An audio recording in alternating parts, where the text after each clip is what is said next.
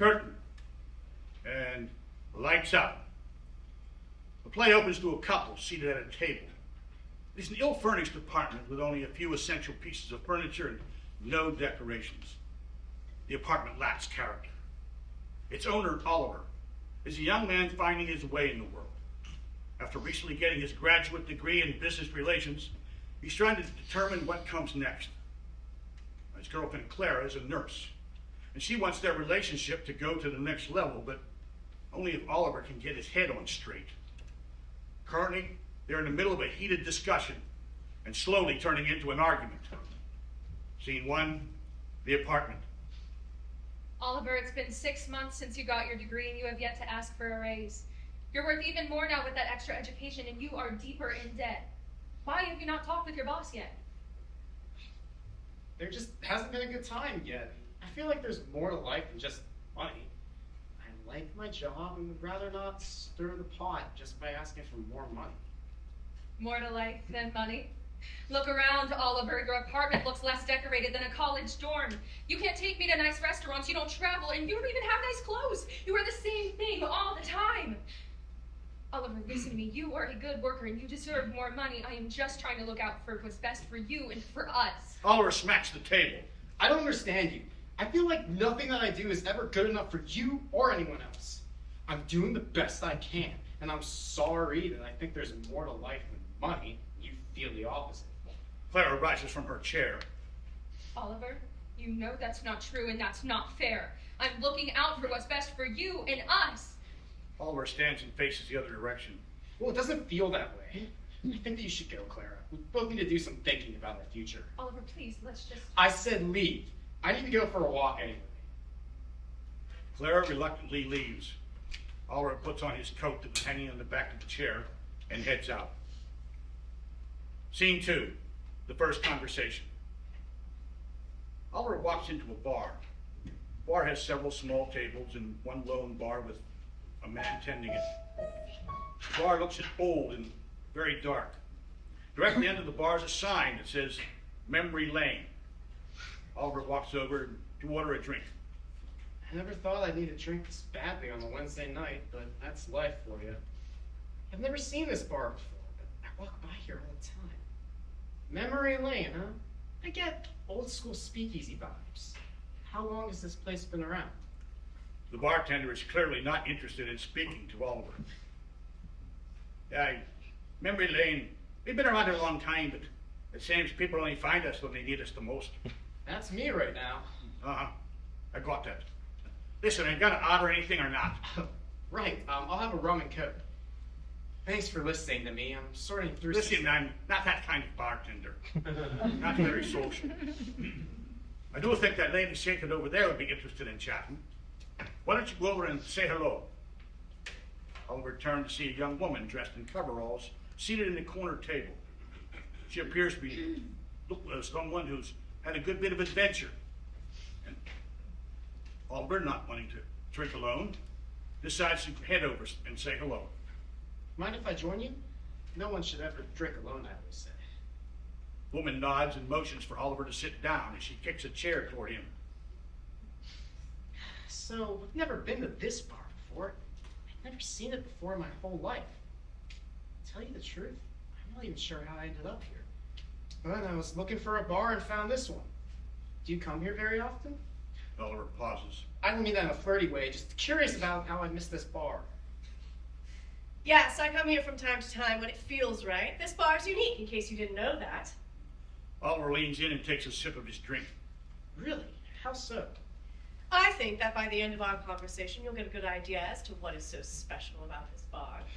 Well then, we should get to know each other. I'm all. Oliver extends his hand.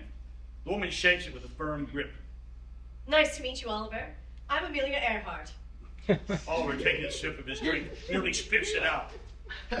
Miss, that's one hell of a joke. Now, what's your real name? I knew that you wouldn't believe me. But see, like I said, this is a very special bar. I know you've been having a hard time with things lately, Oliver, and I'm here to help you talk about fear. Oliver leans back in his chair. Wow. Now I think that you've had too much to drink, Miss. First, you're telling me you're Amelia Earhart. Now you're acting as if you know me. This is making less and less sense, and it's not what I need right now. If you knew what I was going through right now, you'd understand that. Yes, it is hard when you feel like you are a total failure, and everything is going wrong, and then the one person you truly love, Clara, is now just adding to the problem rather than helping you. Oliver's stunned. He leans in close toward Amelia to get a good look at her. She definitely looks like all those old photos in the newsreels. It looks like as if she's just returning from a round-the-world flying adventure. Oliver leans back in his chair. He can tell she's not lying. She knows about his personal life. How do you know Clara's name? I told you already. I know what's been going on in your life lately, and I'm here to help you with your current fears. Now, if you would just believe that I am who I say I am, then we can get into this conversation. Men always seem to be slowing me down from taking off. Okay, let's say you are Amelia Earhart. What does that mean for me? How am I talking to you right now? Am I dead? Oliver, you'll find out the answers to that after this is all over. In the meantime, enough about talking about who I am or who I'm not. Let's talk about you. You're at a point in your life where you are just for the first time about to enter the real world. Sadly, everything you seem to do to try and prepare yourself for success is blowing up in your face. And this is causing you to be very afraid. Afraid that you won't be able to make it out there in the real world. Afraid you'll lose Clara. Afraid you won't find a job. Afraid that all of these years of education were a waste of yours and your parents' money. Am I right? Amelia pats Oliver on the back. Yeah, that sounds about right. How do you know all this about me? I'm going to tell you about some fears I had and how I faced them, and hopefully I'll be able to help you face your fears too. I'm all ears, Amelia. Amelia smacks her hands on the table. Glad that you finally believe that I am me. Now, I'm going to tell you a story. Amelia stands up. She begins to walk about the table, using her arms making gestures as she shares her story with Oliver. She gives off a sense of energy that is enchanting. I grew up at a time when women were meant to be mothers. Nothing more, nothing less. Now, my mother and father, however, let my sister and I grow up as children. You heard me, children, not as boys or girls, but rather as children. They let us explore and wear whatever clothes we were comfortable with, not clothes that society thought little girls should wear. It was due to this that I began to have curiosity about the world around me. So, your parents gave you a sense of adventure. Exactly. It was from this that I began one of my first adventures. My sister Muriel and I built our very own roller coaster. Roller coaster? How? We took old materials from around the house, some wood planks, roller skates, and with some imagination and a ramp, we had a roller coaster. Did it work? Amelia No. sits down. Not at all. After Muriel pushed me down the ramp, I veered off course and went flying and then crashed. You crashed? So your roller coaster failed then? Yes, I crashed, but no, I did not fail. You see, I tried something new. I took a challenge on and faced it down. Yes, I got hurt, but do you know what I learned? I learned that even if things do not go as planned, I still overcame my fear and I win, and that's a win. There's more to life than being a passenger. Sometimes you must just take the wheel and see where the road takes you. Wow, that sounds exciting. So, what you're saying is that the outcome does not always matter, but the fact that you face the fear does. Exactly, Oliver. When you want to try something new, but you aren't sure about it, the most effective way to do it is to do it. Give it a shot and then go from there. Sometimes you must live and learn, and you will never do that if you live in fear. The time is now for you to hop into your plane and take off. Even if you crash, you will have landed someplace new. Oliver stands up, excited. You're right, Amelia. I've been so focused on worrying about the direction that I'll take in my life, and I haven't even started moving anywhere. I've stopped, and I'm holding myself back. Thank you. There's no reply from Amelia. Oliver turns around to find she's gone. Her glass still sits on the table. Oliver takes the glass of his over to the bartender. which is on the far side of the stage. Scene 3, Benjamin Franklin.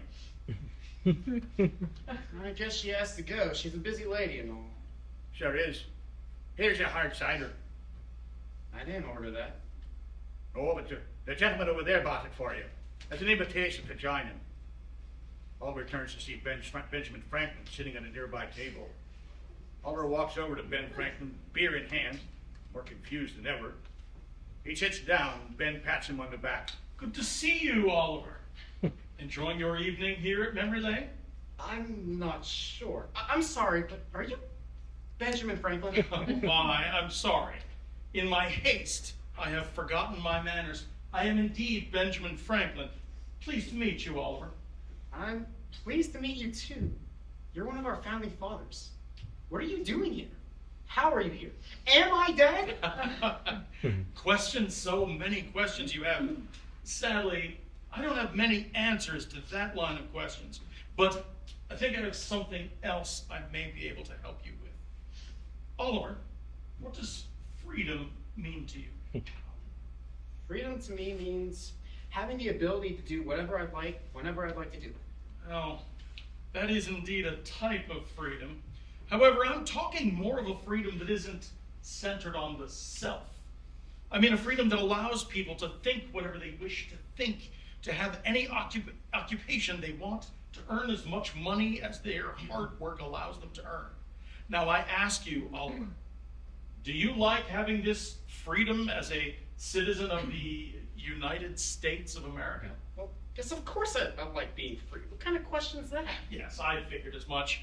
It is that very freedom that I and the other founders fought to secure for generations to come. People like yourself. That isn't my real question, though. Now that I know you enjoy being free, I want to know something more. How do you use that freedom? Do you abuse it for selfish reasons? Do you try and use it to help better the world? When it comes down to it, would you sacrifice this freedom that so many have fought and died for, just for personal reasons? Standing up, he's now agitated with Ben Franklin. What are you asking? Are you implying that I'm selfish in my freedom? That I abuse it for my own reasons? No, sit down, Oliver. I'm not implying anything. I'm merely asking you to reflect on how you use your gift of freedom. You see, freedom isn't really just a gift. It's more like a great power. And a wise man once said that with great power comes great responsibility.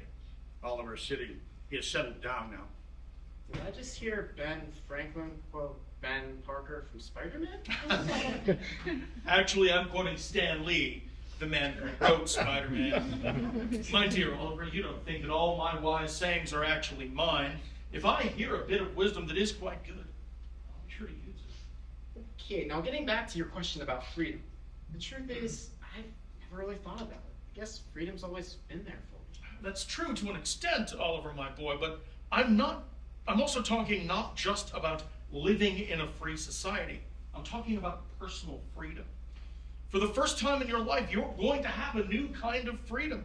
You're going to be dependent solely on yourself. No parents, no school to provide for you, just you. Now I ask you, Oliver, what do you plan on doing with this new freedom? Well, Ben, I think it comes down to something rather simple. I don't want to do well. I want to go out and do good. I've been working hard these last few years to better myself, and now I want to use that to help better the world around me. I guess I'll be using my freedom to see just where I fit in this wild world and how I can try to help make it a better place. Well, Oliver, I think that is a very good idea. I must caution you, though, never sacrifice that drive to do good for the security that can be found in money. Remember this, Oliver. Those who surrender freedom for security will not have nor deserve either one. That is not. Always use that freedom for the right reasons and never give it away now that you've got it. Oliver looks down at his now empty glass. You know, it's funny. I knew I'd be graduating college, getting an apartment and job, and my life would change, but until this moment, I never really thought about how I would be free like I've never been free before. This gives me a new power, one that I want to use for good.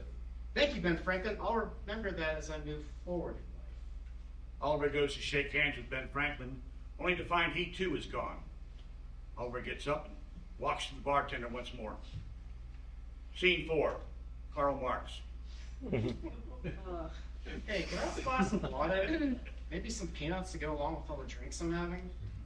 I figured you asked for water. There you go.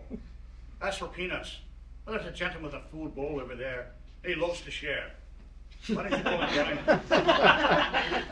Have yourself a nice snack along with guaranteed exciting conversation. Why not? I had a good talk with Amelia Earhart and Benjamin Franklin.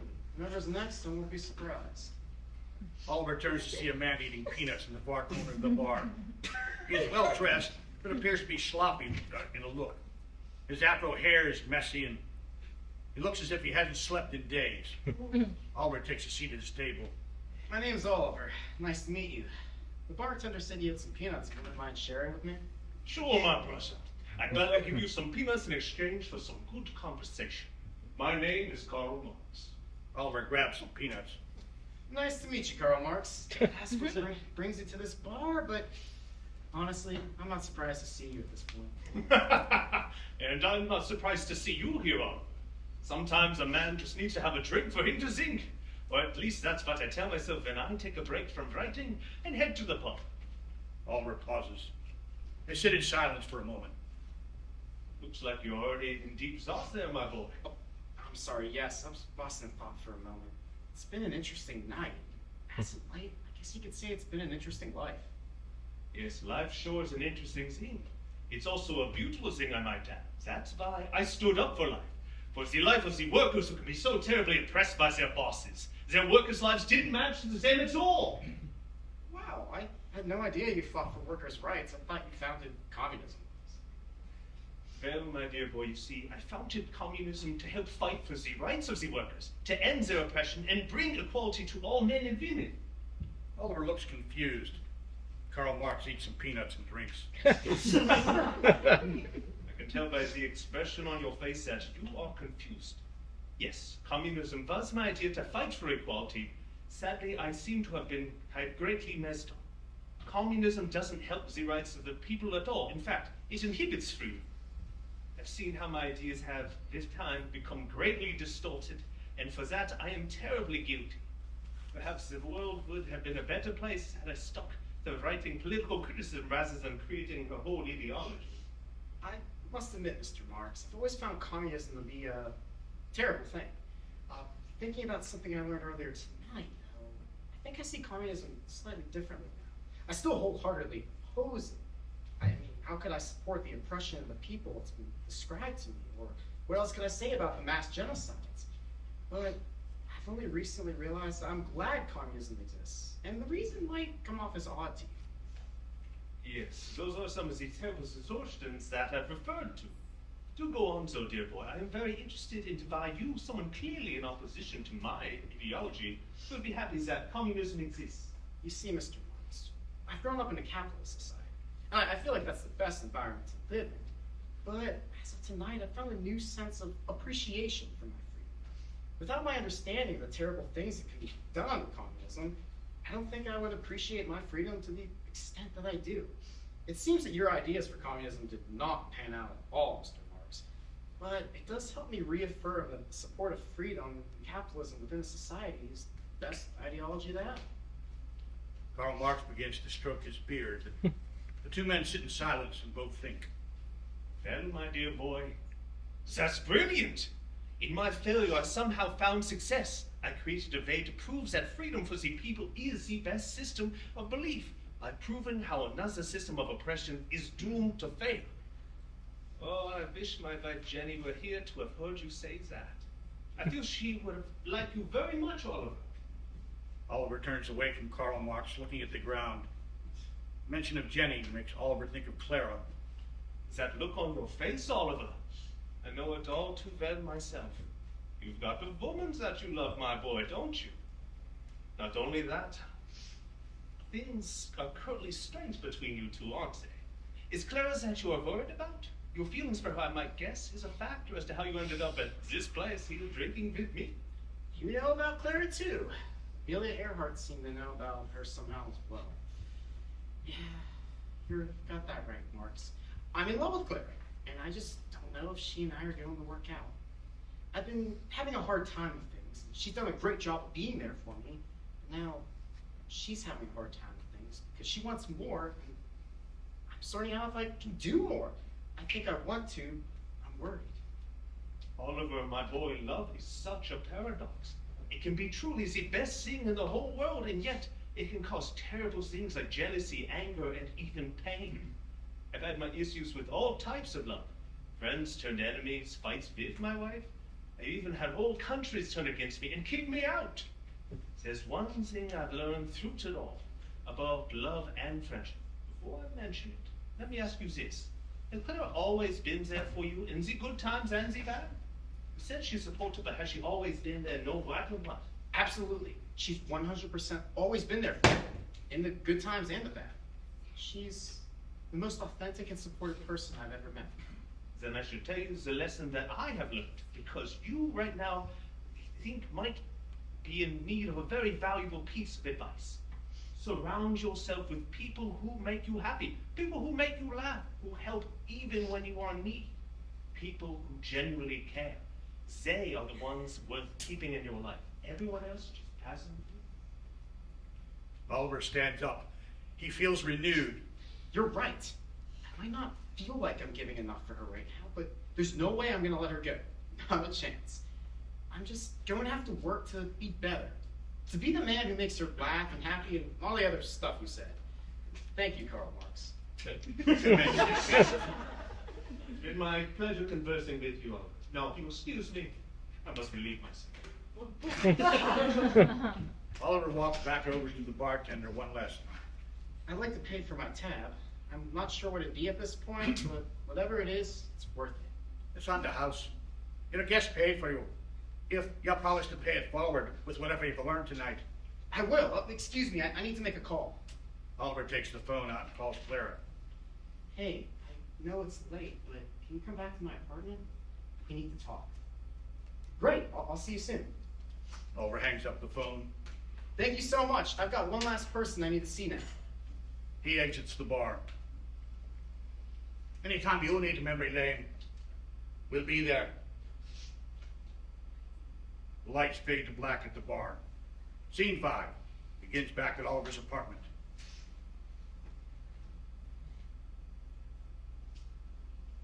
Oliver is pacing, waiting for Clara. Clara enters. Oliver, is everything all right? It's the middle of the night. Oliver hugs her. Yes, things are better now than they've been in a long time. That's why we need to talk in person right now. I've been doing some thinking, and I've decided. You're right. I hadn't had any direction in my life for a while.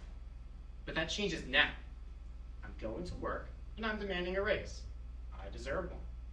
Then, after I start to earn more money, I think we should get an apartment together. Forget this simple place. We should build a home together. What do you think? Clara looks at Oliver for a moment. She smiles and gives him a hug. Oliver, yes, that sounds amazing, but let's wait to make any decisions until we know that you have a raise coming. That's a good starting place. Clara looks at Oliver for a moment, slightly confused. Maybe I'm just tired since it's late, but I need to know what's gotten into you. You look different than you did just a few hours ago. Oliver laughs. I did some thinking, and I guess you could say I took a trip down memory lane. Now, I know who I am and who I want to be. I love you, Clara. I love you too. They embrace. Lights out, curtain.